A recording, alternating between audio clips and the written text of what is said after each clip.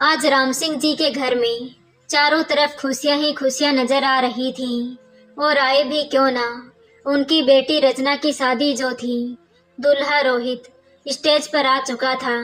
कुछ देर बाद रचना भी वरमाला के लिए स्टेज पर आई तो रोहित ने धीरे से उसके कान में कहा, देखो रचना, अपने पापा से कहो कि वरमाला की रस्म तभी होगी जब मुझे एक चमचमाती स्कॉर्पियो मिलेगी, वरना भूल जाओ इस शादी को। आखिरी वक्त पर रोहित ने अपनी शर्तें रचना के सामने रख दी।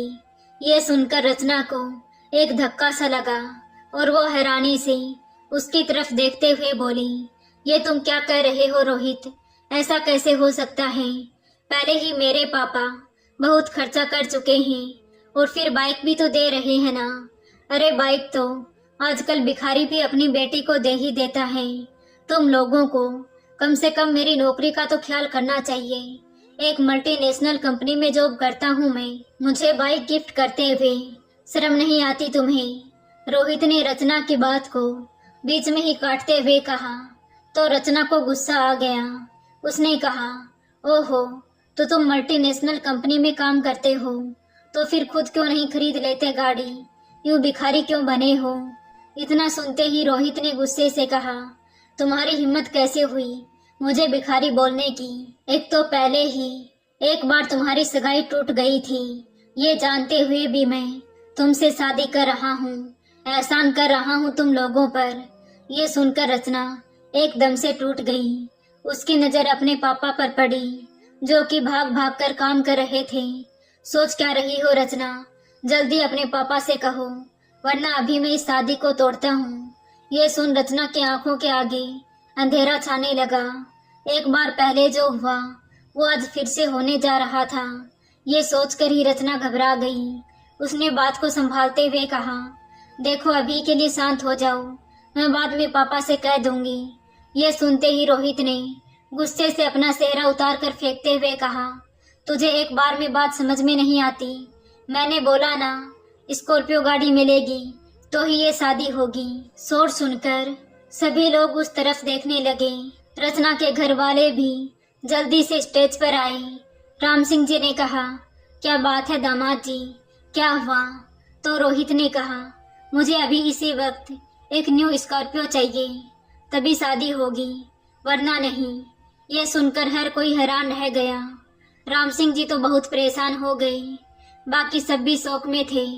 खासकर जो बाराती आए थे वो आपस में बतियाने लगे, ये रोहित पागल हो गया है क्या?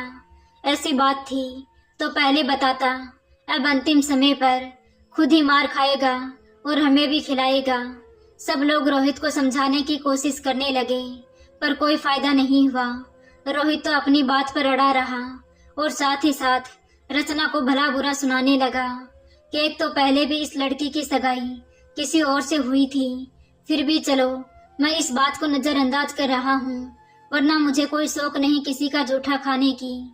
इतना सुनते ही रचना के भाई ने एक जोरदार तमाचा रोहित के गाल पर जड़ दिया। तुम्हारी हिम्मत कैसी हुई मेरी बहन के बारे में कुछ भी गलत बोलने की? मौका देखकर कुछ बाराती तो वहां से खिसक गए और जो बचे थे उन सबको भी बंद कर दिया और पुलिस को बुला लिया। पुलिस ने आते ही रोहित को पकड़ लिया। क्यों रे, दहेज की मांग करता है, वो भी सरेआम? तो रोहित ने कहा, ये तो मेरा हक है, इसमें दहेज कहाँ से आ गया? इतना सुनते ही पुलिस वाले ने कहा, तुम्हारा हक तुम्हें जेल की सलाखों के पीछे मिलेगा, यहाँ नहीं। कहते हुए वो रोहित को और उनके घर वालों को पकड़ कर ले गए। इधर रचना जमीन पर बैठी एक टक मंडप को देख रही थी। कितना सुंदर लग रहा था। कुछ देर पहले एकदम से ऐसी आंधी आई जो रचना का सब कुछ तबाह कर गई।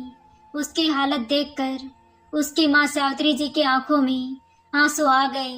उसने पास आकर बेटे को अपने सीने से लगा लिया। रचना भी किसी बच्चे की तरह अपनी माँ से लिपटकर फूट फूट कर रोने लगी। बस बस मेरी बच्ची, चुप हो जा, तू क्यों रो रही है? वो तेरे लायक था ही नहीं। उसके आंसू साफ करते हुए सावित्री जी ने अपनी बहू से कहा, पूनम बहू, रचना को घर लेकर चलो। कुछ ही देर में वो रचना को घर ले आए। घर पहुंचते ही रचना सीधी अपने कमरे में चली गई और दरवाजा बंद कर लिया। धीरे धीरे चलते हुए वो आईने के सामने गई। रोहित के कहे शब्द अभी भी उसके कानों में गूंज रहे थे। एक तो पहले भी तुम्हारी सगाई टूट गई थी, फिर भी मैं इस बात को नजरअंदाज करके तुमसे शादी कर रहा हूँ, वरना मुझे कोई शौक नहीं है किसी की जूठन खाने का। रचना अपने दोनों हाथ कान पर रखकर वहीं जमीन पर बैठ गई। उसे याद आने लगा कि पहले उसकी सगाई हुई थी, वो भी तो दहेज का लालची था, लेकिन उसने शादी से पहले ही दहेज की मांग की तो शादी तक बात पहुंची ही नहीं थी और पहले ही रिश्ता टूट गया। अब उसमें उसकी क्या गलती थी, लेकिन फिर भी आज बिना गलती की सजा रचना को इस तरह मिलेगी ये उसने नहीं सोचा था। उसने एकदम से अपने सारे गहने निकालकर एक तरफ फेंक दिए और फूट फूट कर रोने लगी। उसके रोने की आवाजें बाहर तक सुनाई दे रही थी। रचना की आवाज सुनकर उसके पापा बुरी तरह टूट गए। बेटी की शादी टूटने का सदमा तो उन्हें पहले ही लग गया था, बाकी रही सही कसर रचना की हालत ने पूरी कर दी। बस एक प्राण नहीं निकले उनके, बाकी कोई कमी नहीं रह गई थी। वो भागकर रचना के कमरे का दरवाजा पीटते हुए बोले, मेरी बच्ची, मेरी बात तो सुनो, अपने पापा की बात नहीं सुनोगी क्या? पर रचना लगातार रोए जा रही थी। रचना, अपने पापा की बात सुनो बेटा, कहते हुए वो भी रोने लगे। अपने पापा का रोना सुनकर एक पल के लिए रचना सहम गई। वो सब कुछ बर्दाश्त कर सकती थी, पर अपने पापा का रोना नहीं। अगले पल वो बड़ी मुश्किल से अपना गला साफ करते हुए बोली, मैं ठीक हूँ पापा। वो बस इतना ही बोल पाई और फिर से उसकी आंखों से आंसू की धारा बहने लगी। पास रखा दुपट्टा अपने मुंह में दबा लिया ताकि उसके रोने की आवाज बाहर ना निकले। वहीं बाहर एक तरफ खड़ी रचना की भाभी पूनम मन ही मन बड़बड़ाने लगी कि क्या मुसीबत है। अच्छी खासी आज इसकी शादी हो रही थी, पर अब फिर से ये घर बैठ गई।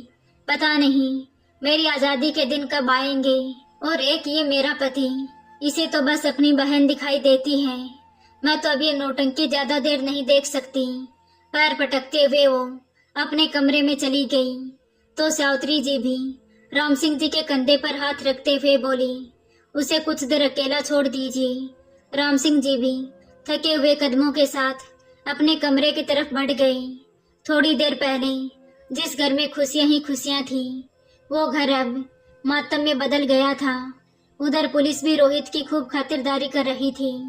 उसके घर वाले मारे मारे फिर रहे थे कि हमारे बच्चे को छोड़ दो, दहेज का केस है मैडम, ये तो जेल से बाहर नहीं निकलने वाला, पुलिस वाले ने कहा।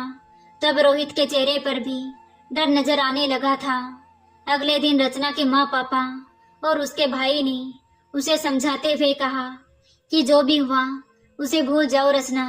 दिखावे के लिए रचना की भाभी पूनम भी उसके पास जाकर उसको दिलासा देने लगी कि भूल जाओ सब कुछ और वापस अपनी नौकरी पर चली जाओ, क्योंकि उसे तो बस रचना के पैसों से मतलब था। धीरे धीरे एक हफ्ता ऐसे ही गुजर गया।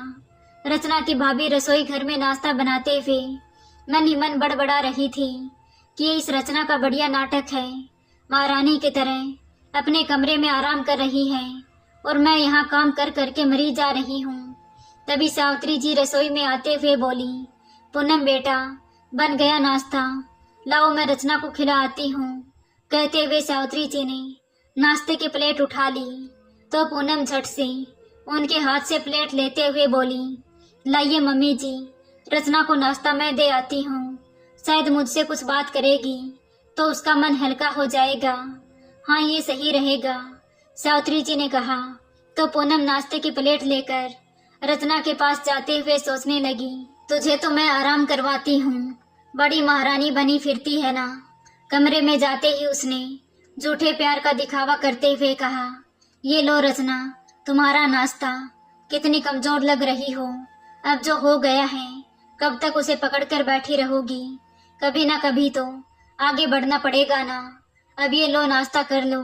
कहते हुए पूनम ने नाश्ते की प्लेट रचना के सामने खिसका दी तो रचना एक निवाला तोड़कर जैसे ही खाने लगी, तभी पूनम ने फिर से तंज कसते हुए कहा, कब तक ऐसे ही घर में बैठी रहोगी रचना?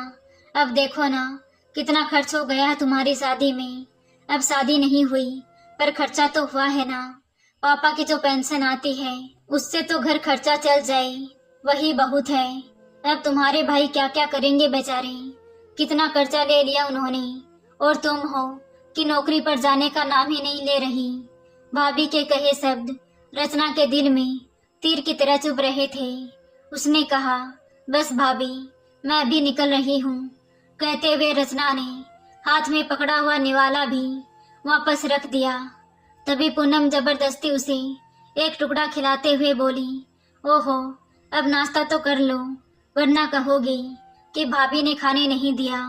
कहते हुए वो टेढ़ा मुंह करके मुस्कुराते हुए वहां से चली गई। कुछ देर बाद रचना मुरझाया हुआ चेहरा लेकर अपना पर्स उठाते हुए घर से बाहर निकल गई। तभी पीछे से सावित्री जी ने कहा, रचना बेटा। वो इतना ही बोल पाई कि पूनम बीच में ही बोल पड़ी, मम्मी जी, रचना बैंक जा रही है। कह रही थी घर बैठी रहूंगी तो वही सब बातें दिमाग में आती रहेंगी। रचना का इस तरह जाना सावित्री जी को अजीब तो बहुत लगा, पर वो कुछ नहीं बोली। इधर रचना भी कुछ दूरी पर ही चली होगी कि तभी कुछ लोगों की आवाजें उसके कानों में पड़ने लगी। अरे ये तो रचना है ना, इसकी तो शादी हो गई है।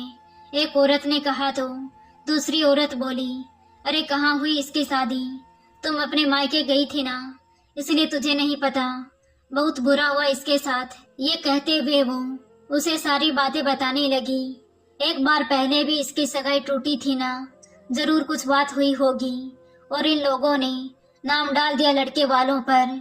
इसकी तो किस्मत ही खराब है, कम से कम मेहंदी तो उतरने देती, बाहर निकलने की इतनी भी क्या जल्दी थी। वो ताना मारते हुए बोली। उनकी बातें सुनकर अब रचना को एक एक कदम चलना भारी हो रहा था। बड़ी मुश्किल से वो खुद को संभालते हुए तेज कदमों से आगे बढ़ गई। दूसरी तरफ एक हफ्ता हो गया था, लेकिन रोहित अभी भी जेल में ही था।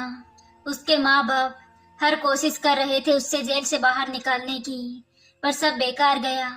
एक हफ्ते से रोहित के माँ बाप ने उसे देखा भी नहीं था। पुलिस वालों ने मिलने तक नहीं दिया था उनको। बड़ी मुश्किल से रोहित की माँ ने हाथ पैर जोड़कर पुलिस वालों से मिन्नतें की, तब जाकर आज वो रोहित से मिल पा रही थी। कुछ ही देर में धीरे धीरे चलता हुआ रोहित अपनी माँ के पास आया तो उसके हालात देखकर उसकी माँ विमला जी फूट फूट कर रोने लगी और रोते हुए बोली, ये क्या किया बेटा तूने, अपनी एक गलती की वजह से तूने अपनी पूरी जिंदगी तबाह कर ली। आखिर तुझे किस चीज की कमी थी, गाड़ी तो तू खुद भी खरीद सकता था ना, फिर क्या जरूरत थी यूं सबके सामने भिखारी बनने की। सब कितना अच्छा चल रहा था, रचना जैसी सुंदर और समझदार लड़की तेरी जीवन साथी बनने वाली थी और तुमने सब गवा दिया। अपनी जिंदगी के साथ साथ उस लड़की की भी जिंदगी तबाह कर दी तूने। ये सुनते ही रोहित अपने पापा की तरफ देखते हुए बोला, मैं पापा की बातों में आ गया था माँ। पापा ने ही मुझसे ये सब करने को कहा था।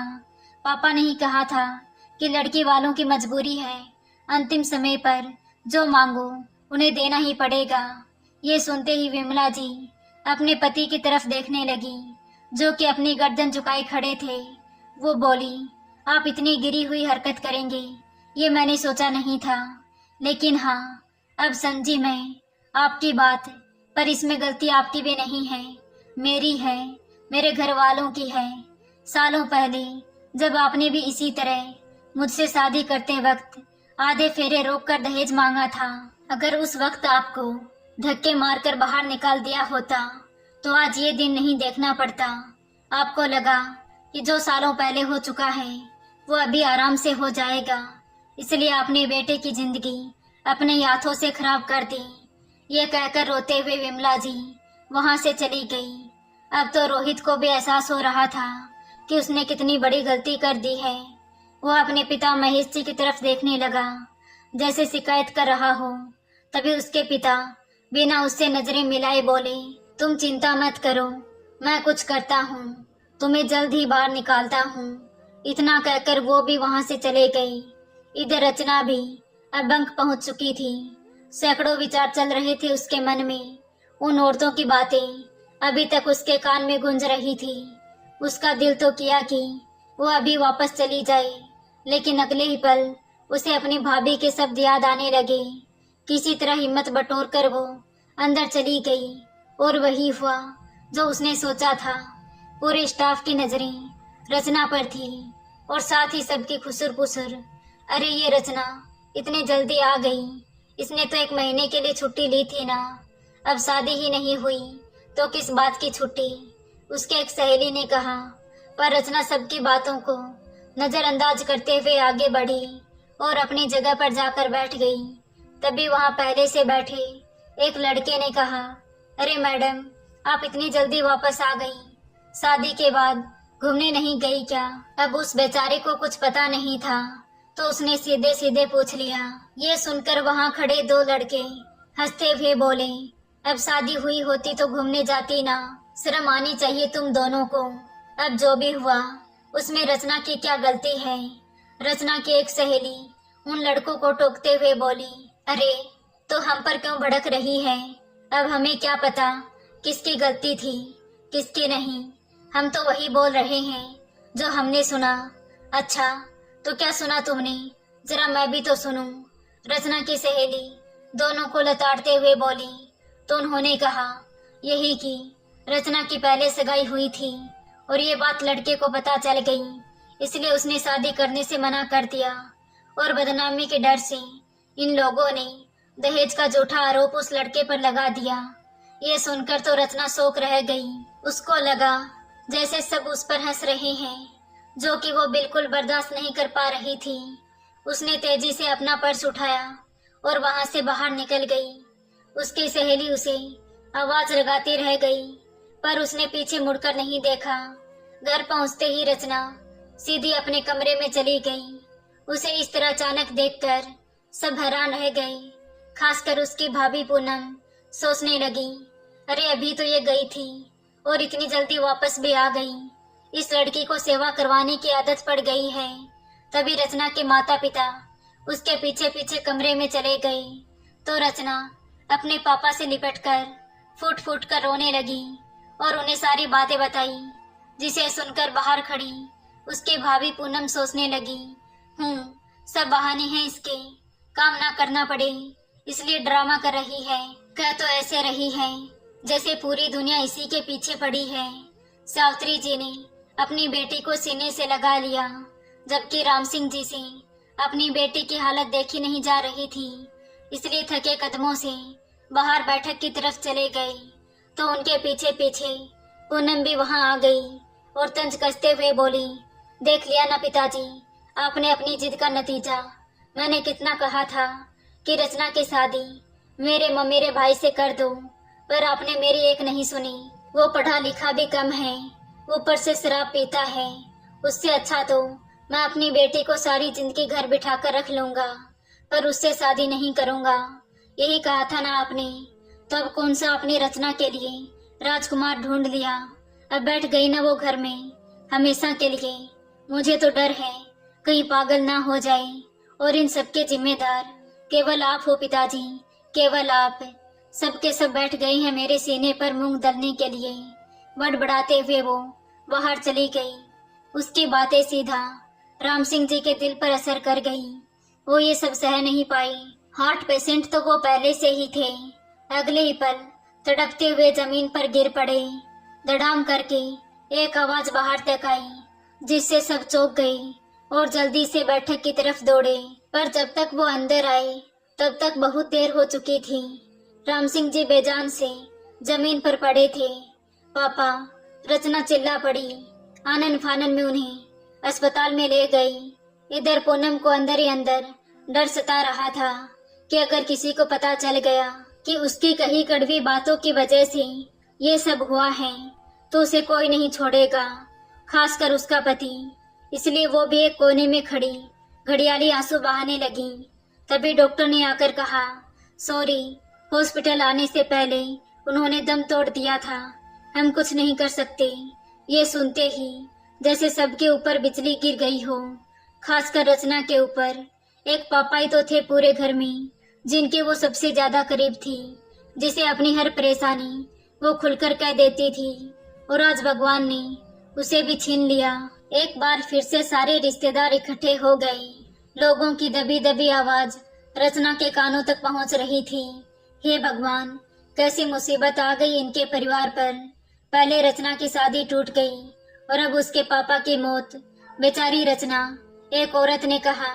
तो दूसरी औरत बोली, अरे बेचारी बेचारी कोई नहीं है, वो एक नंबर की मनहूस है। इसी की वजह से तो ये सब हुआ है। अपनी शादी तो हो नहीं पाई और अपनी माँ का सुहाग और खा गई। जितने लोग उतनी बातें, ना किसी को कुछ कह सकते थे, क्योंकि वक्त ही ऐसा था। समय बीता तो सभी रिश्तेदार चले गए, पर जाते जाते रचना के दिल में ये बात जरूर छोड़ गए कि उसके पापा की मौत उसकी वजह से हुई है। रचना तो पहले ही टूट चुकी थी और अब उसके पापा की मौत का इल्जाम भी उस पर ही डाल दिया। धीरे धीरे वो डिप्रेशन की तरफ बढ़ ही रही थी। सावित्री जी ने तो एकदम चुप्पी साध ली थी। घर में क्या हो रहा है क्या नहीं, उसे कोई होश नहीं था। रचना का हाल भी कुछ ऐसा ही था। अपनी नौकरी तक छोड़ दी थी उसने, और इसी मौके पर फायदा उठाकर पूनम ने अपने पति नवीन के कान भरने शुरू कर दिए। उसने कहा, देखो नवीन, रचना है ही ऐसी, नौकरी भी छोड़ दी उसने और इसी की वजह से पापा की जान गई है। अगर ये पहले अपनी सगाई नहीं तोड़ती तो आज ये दिन नहीं देखना पड़ता। ये तुम क्या कह रही हो पूनम, वो लड़का ही गलत था और उन्हें भी दहेज चाहिए था, इसमें रचना की कोई गलती नहीं है, नवीन ने जोर से कहा। तो पूनम बोली, चलो मान भी लिया कि इन्हें भी दहेज चाहिए था, लेकिन मेरा भाई भी क्या गलत था। अरे थोड़ी बहुत शराब ही तो पीता है, और वो तो कभी कभी तुम भी पी लेते हो, पर मैं तो कभी शिकायत नहीं करती। लेकिन तुम्हारी बहन के तो नखरे हो रहे हैं, इसे तो आदत है हर लड़के में कमी निकालने की। और देखो, इसकी इस आदत की वजह से आज पापा जी हमारे बीच नहीं रहे। पूनम पूरी कोशिश कर रही थी उसे अपनी तरफ करने की, और उसकी बातों का असर नवीन पर होने भी लगा था। उधर रोहित के पापा पूरी कोशिश कर रहे थे उसे जेल से बाहर निकालने की, लेकिन उसके वकील ने उसे साफ सलाह दी कि जब तक लड़के वाले केस वापस नहीं लेंगे तब तक रोहित जेल से बाहर नहीं आएगा। अब तो पैसे देकर आपको ये केस खारिज करवाना पड़ेगा। अपने बेटे को बचाने की खातिर वो रचना के घर की ओर निकल पड़े, पर पूनम उन्हें घर के बाहर ही मिल गई। तो उन्होंने कहा, देखो बेटा, मैं मानता हूँ कि हमारी गलती है, पर जो हो गया उसे बदला नहीं जा सकता। भगवान के लिए मेरे बेटे की जिंदगी बर्बाद होने से बचा लो और ये केस वापस ले लो। उसके लिए मैं तुम्हें 10 लाख रुपए देने के लिए भी तैयार हूँ। 10 लाख का नाम सुनते ही पूनम की आंखों में चमक आ गई। उसने कहा, ठीक है, मैं रचना को समझा दूंगी।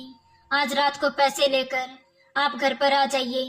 कहकर वो खुशी खुशी घर आ गई, और आते ही उसने अपने पति नवीन को अपने साथ शामिल किया। फ्री का पैसा किसे बुरा लगता है, उसे भी पूनम की बात सही लगी। चलो नवीन तो मान गया, अब बस रचना को राजी करना है। मन ही मन बड़बड़ाते हुए वो उसके पास गई और बोली, रचना, रोहित के खिलाफ जो केस दर्ज किया है उसे तुम वापस ले लो। ये सुनकर रचना हैरानी से उसकी तरफ देखने लगी। ऐसे मत देखो मुझे, इसके बदले में वो 10 लाख रुपए दे रही हैं। देखें कभी तुमने 10 लाख रुपए। वैसे भी काम धाम छोड़कर तुम तो घर बैठ गई हो। अब नवीन घर का खर्चा चलाए या तुम्हारी ना हुई शादी का कर्जा उतारे, इसलिए जो कह रही हूँ उसे चुपचाप मान लो। इतना कहकर वो वहां से चली गई।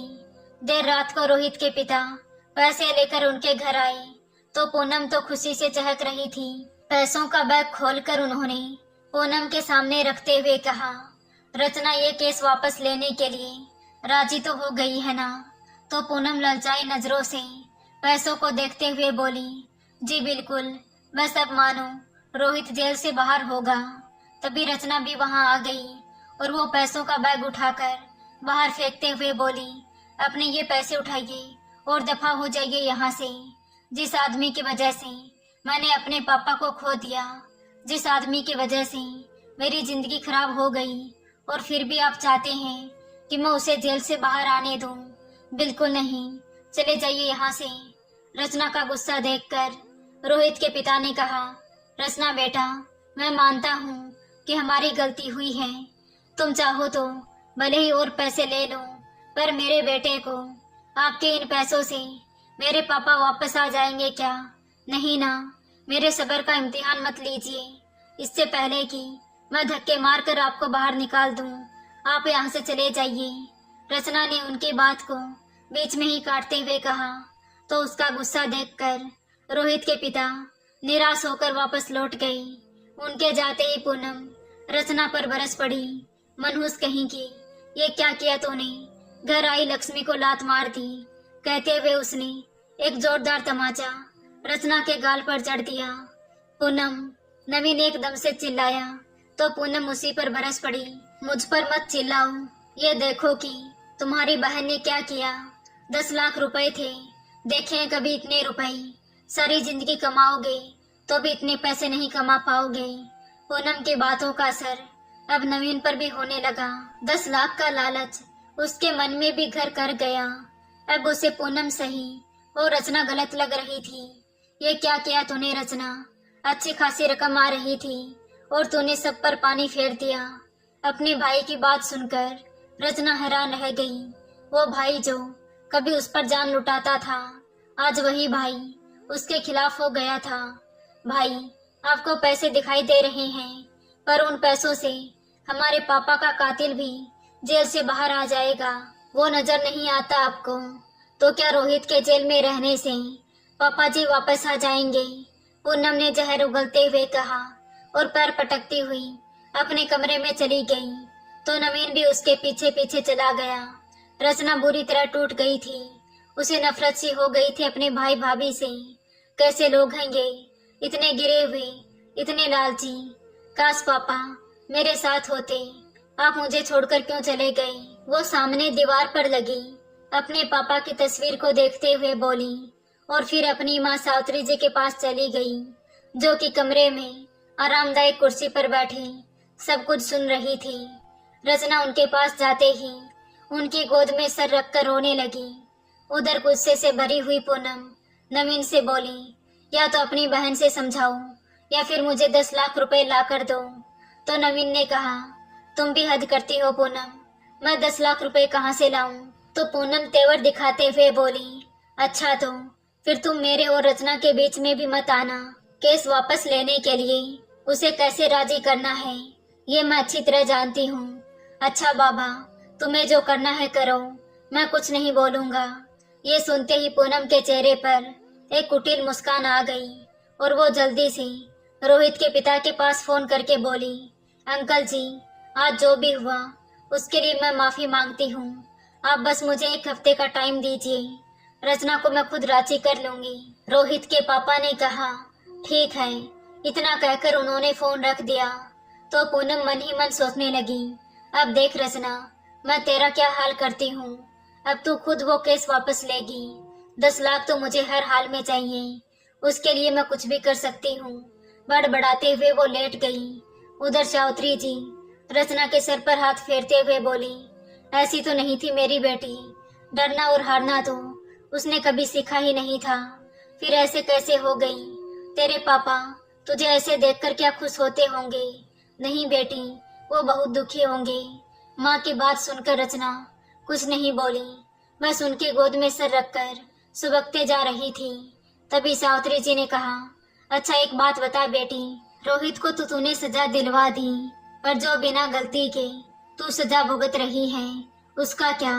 ये सुनते ही रचना नासमझी से उनकी तरफ देखने लगी तो सावित्री जी अपने हाथों से उसके आंसू साफ करते हुए बोली, ये सजाई तो है बेटी, जो तूने खुद को एक कमरे में कैद कर लिया है, यहाँ तक कि अपनी नौकरी भी छोड़ दी है।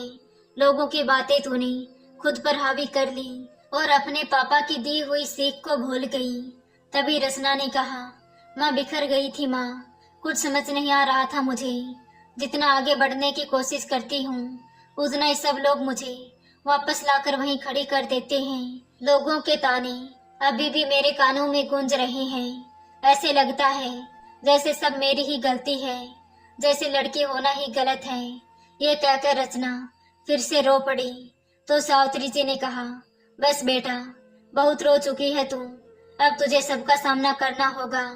हाँ माँ, सही कहा आपने, कहते हुए रचना ने अपने आंसू पोंछे और किचन में जाकर दूध गर्म करने लगी। इधर पूनम तो उधेड़ बुन में लगी हुई थी। उसे नींद कहाँ आने वाली थी। रसोई में खटपट की आवाज सुनकर वो उठकर बाहर आ गई। किचन में जाकर देखा तो रचना दूध का गिलास लिए खड़ी थी। ये देख पूनम मुंह बनाते हुए बोली, ये दूध, ये सब खाने पीने का सामान पैसों से आता है, जैसे तुम आराम से मुफ्त में उड़ा रही हो। इतना कहकर वो मुस्कुराते हुए वहां से चली गई। तो रचना दूध का गिलास लेकर कमरे में आई और अपनी माँ सावित्री जी को दूध पिलाकर सुला दिया और खुद अपना लैपटॉप खोलकर देर रात तक उसमें जॉब सर्च करने लगी। अगले दिन सुबह रचना एक नई उमंग और जोश के साथ उठी। अब उसने सोच लिया था कि जो गलतियां उसने की हैं उसे अब वो सुधारेगी और इसलिए वो आज इंटरव्यू देने जा रही थी। कुछ देर बाद रचना अपना पर्स उठाकर बाहर आई तो उसे इस तरह देखकर पूनम के होश उड़ गए। इसे देखो, कितना सज संवर कर निकली है, वो मन ही मन बड़बड़ाने लगी। तभी उनकी काम वाली कांताबाई आ गई। उसे देखते ही पूनम ने कहा, अरे अरे, वहीं रुक जाओ, कोई जरूरत नहीं है काम पर आने की। ये सुनते ही कांताबाई घबरा गई। उसने कहा, क्या हुआ भाभी, मुझसे कोई गलती हो गई क्या? तो पूनम रचना की तरफ देखते हुए बोली, नहीं, तेरी कोई गलती नहीं है, बस तुझे देने के लिए पैसे नहीं है। मेरे पति की इतनी कमाई नहीं है कि वो दो दो लोगों को मुफ्त में बिठाकर खाना खिलाए और फिर काम वाली का भी खर्चा उठाए। ना बाबा ना, तुम अपना कहीं और देख लो। रचना सब समझ रही थी कि पूनम क्या कहने की कोशिश कर रही है। पूनम मन ही मन खुश हो रही थी कि अब सारे घर का काम दोनों माँ बेटी को करना पड़ेगा, तब पता चलेगा ही नहीं। पर अगली पल रचना उसकी उम्मीदों पर पानी फेरते हुए बोली, आपने बिल्कुल सही कहा भाभी, आपके काम ना करने की वजह से आपका वजन दिन ब दिन बढ़ता जा रहा है। फिर उसने काम वाली बाई की तरफ देखते हुए कहा, कांता बाई, आप माँ का और मेरा रूम साफ कर देना, बाकी भाभी अपने आप कर लेगी और आपको पैसे मैं दे दूंगी। ठीक है रचना। इतना कहकर कांता बाई सावित्री जी के कमरे में चली गई और रचना अपना दुपट्टा सही करते हुए घर से बाहर निकल गई। पूनम बस उसे जाते हुए देखती रह गई। कुछ ही देर में रचना एक ऑफिस के सामने पहुंची। ऑटो वाले को पैसे देकर वो अंदर गई तो पता चला कि इंटरव्यू बस शुरू होने ही वाला है। वहां और भी बहुत सारे लोग इंटरव्यू के लिए बैठे थे। रचना भी एक तरफ जाकर वहीं बैठ गई। तभी एक लड़का बाहर आकर बोला, बस 20 मिनट में आपको अंदर बुलाया जाएगा, तब तक आप कॉफी पीजिएगा। इतना कहकर वो वापस अंदर चला गया। उसके जाते ही एक औरत सबके लिए कॉफी लेकर आई, लेकिन जैसे ही वो एक सीढ़ी नीचे उतरी कि धड़ाम से नीचे गिर गई। कॉफी भी पूरी नीचे गिर गई। कुछ लोग दौड़कर उसके पास आए। रचना भी आई। अरे इन्हें क्या हुआ? लगता है जल्दी से हॉस्पिटल लेकर जाना पड़ेगा, रचना ने कहा। तभी अंदर से आवाज आई, इंटरव्यू स्टार्ट हो गए हैं, मिस प्राची अंदर आ जाइए। तो एक प्राची नाम की लड़की उठकर अंदर चली गई। अरे चलो चलो, हमारा भी नंबर आने वाला है, वहाँ खड़े लोगों ने कहा। और सब लोग ऑफिस के बाहर आकर खड़े हो गई। तो रचना उन सबको हैरानी से देखने लगी कि इन सबको अपनी अपनी पड़ी है, इस बूढ़ी अम्मा को कोई देख भी नहीं रहा। उसने वहाँ खड़े लोगों से कहा, आप लोग एक बार इनका ध्यान रखना, मैं जल्दी से ऑटो लेकर आती हूँ और फिर इन्हें अस्पताल लेकर जाती हूँ। तभी वहाँ खड़े एक लड़के ने कहा, अरे मैडम, आपका इंटरव्यू के लिए नंबर आने वाला है और अगर आप चली गई तो आपको जॉब नहीं मिलेगी। कोई बात नहीं भैया, पहले अम्मा जी की जान जरूरी है। इतना कहकर वो ऑटो वाले को बुलाकर अम्मा जी को लेकर अस्पताल की तरफ निकल गई। बाकी सब वहीं खड़े होकर अपनी बारी का इंतजार करने लगे। रचना के वहां से जाते ही एक लड़का बाहर आकर बोला, चलिए आप लोग अपना टाइम वेस्ट मत कीजिए, उस मैडम को जॉब मिल गई है जो अभी यहाँ से अम्मा जी को लेकर गई थी। हमारे बॉस यही देखना चाहते थे कि आप लोगों में इंसानियत नाम की कोई चीज है या नहीं। तो बाहर सब लोग शोर मचाने लगे कि ऐसा कैसे हो सकता है।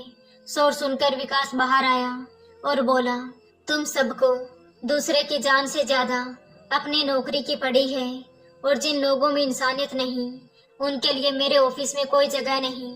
आप सब जा सकते हैं। अपनी दमदार आवाज में बोलकर विकास अपने केबिन में चला गया, क्योंकि वो औरत कोई और नहीं, विकास की माँ ही थी।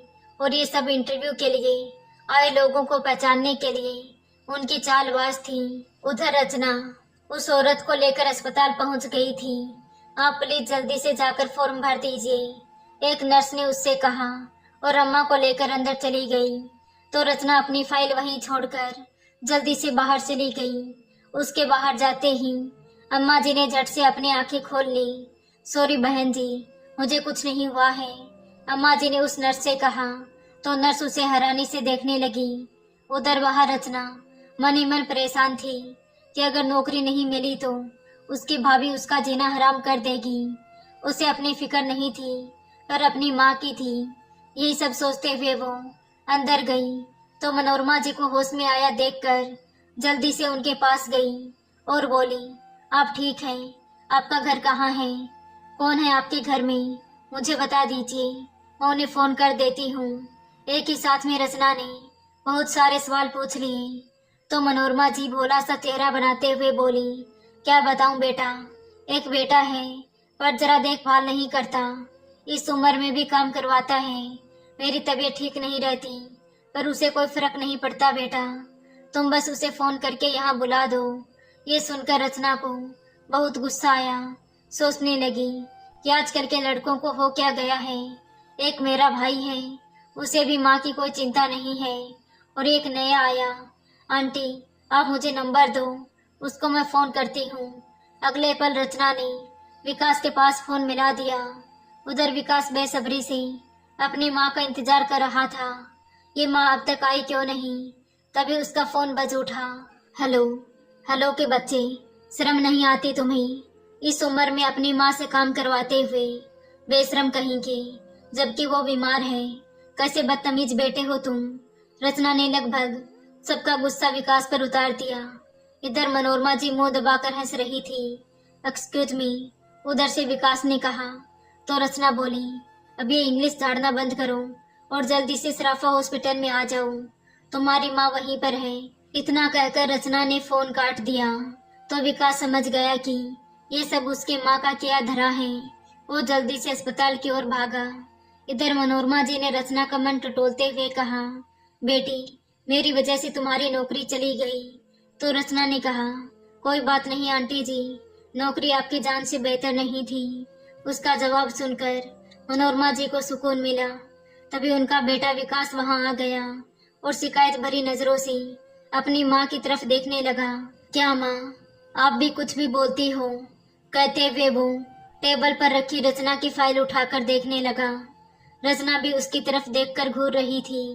वो कुछ बोलती उससे पहले ही विकास ने कहा, कुछ भी कहने से पहले मेरी बात ध्यान से सुन लो। Congratulations miss Rachna, you are selected. ये मेरा इंटरव्यू लेने का तरीका है जिसमें तुम पास हो गई हो, और मैं ही वो बॉस हूँ जिसे तुम मन ही मन कोस रही हो। और ये जो बेड पर बीमार बनकर लेटी है, ये मेरी माँ मनोरमा देवी है और ऑफिस की हेड है। ये सुनते ही रचना बहुत अजीब फील कर रही थी। वो मैं एक्चुअली रचना से कुछ बोलते नहीं बन रहा था। तो विकास ने कहा, रिलैक्स रचना, उस वक्त जो सही था तुमने वही किया, तुम्हें सॉरी फील करने की कोई जरूरत नहीं है। ओके, अब तुम जा सकती हो और कल 9 बजे आकर ऑफिस ज्वाइन कर लेना। रचना को तो यकीन नहीं हो रहा था कि उसे जॉब मिल गई है।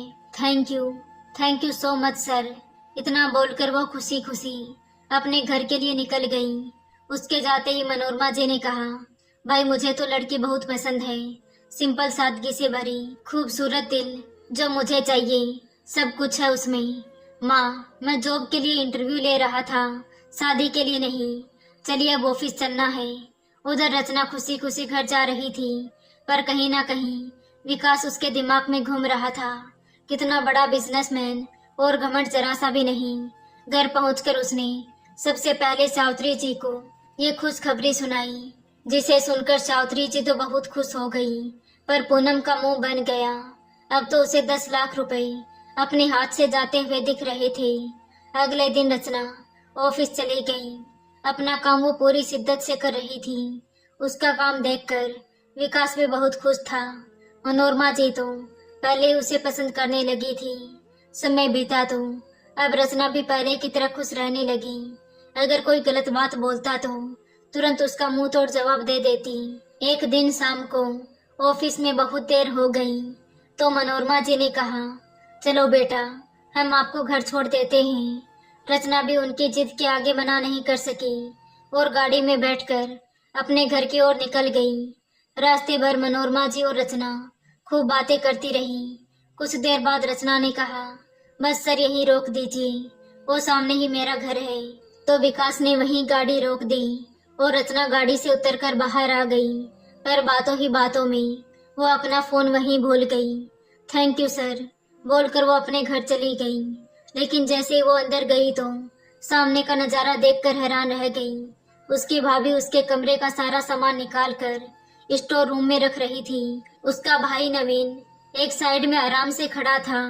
अरे अरे, ये क्या कर रहे हो? मेरा सामान कहाँ लेकर जा रहे हो? रचना ने कहा तो पूनम बोली, तेरा सामान स्टोर रूम में रखा जा रहा है और आज से तुम माँ के कमरे में ही रहोगी। तेरा कमरा हमने किराए पर दे दिया है। पर क्यों? रचना चिल्ला पड़ी। ज्यादा चिल्लाने की जरूरत नहीं है, घर की हालत ठीक नहीं है और अभी तक तेरी शादी का कर्जा भी नहीं उतरा, नवीन ने कहा। तभी पूनम भी बोल पड़ी, हाँ वो शादी जो हुई भी नहीं, पैसा बर्बाद हुआ, वो अलग। तो रचना ने कहा, पर ये मेरा कमरा है, आप ऊपर वाला कमरा दे दो। इतना सुनते ही नवीन उस पर चिल्लाते हुए बोला, ये क्या मेरा कमरा लगा रखा है तूने? लड़कियों के कौन से कमरे होते हैं? शादी के बाद अपने घर जाकर करना ये तेरा मेरा, यहाँ तेरा कुछ नहीं है। रचना की आंखों में आंसू आ गई। तभी पूनम ने ताना मारते हुए कहा, वो भी अगर तेरी शादी होगी तो मुझे नहीं लगता कभी तेरी शादी होगी। जिसका 2 बार रिश्ता टूट गया हो उसे तो शादी के सपने देखने ही छोड़ देने चाहिए।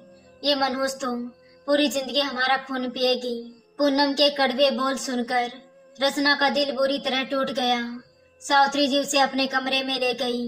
घर के दरवाजे पर खड़े विकास और मनोरमा जी सब कुछ सुन चुके थे, जो कि उसका फोन देने आए थे, पर वो वहीं से वापस चले गए। अगले दिन रचना मुझे दिल से ऑफिस गई तो विकास ने उसका फोन उसके सामने रखते हुए कहा, ये कल तुम गाड़ी में भूल गई थी।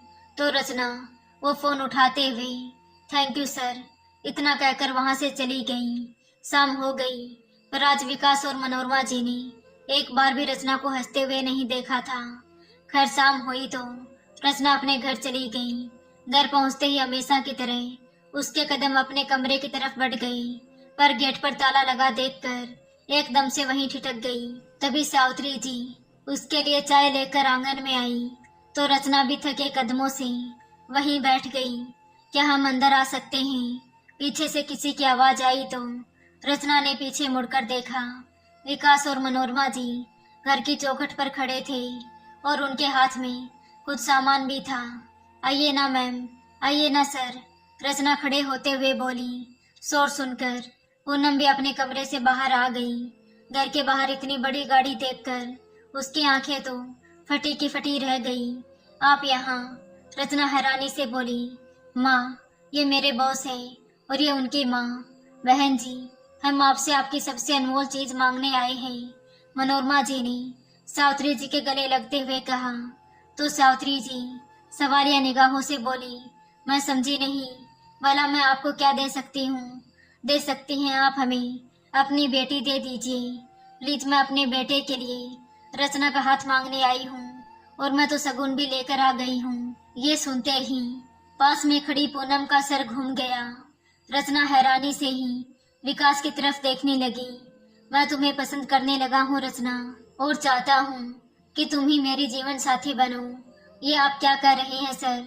ये नहीं हो सकता। इतना कहकर वो ऊपर छत पर चली गई। विकास ने मनोरमा जी की तरफ देखा तो उन्होंने उसे रचना के पीछे जाने का इशारा किया।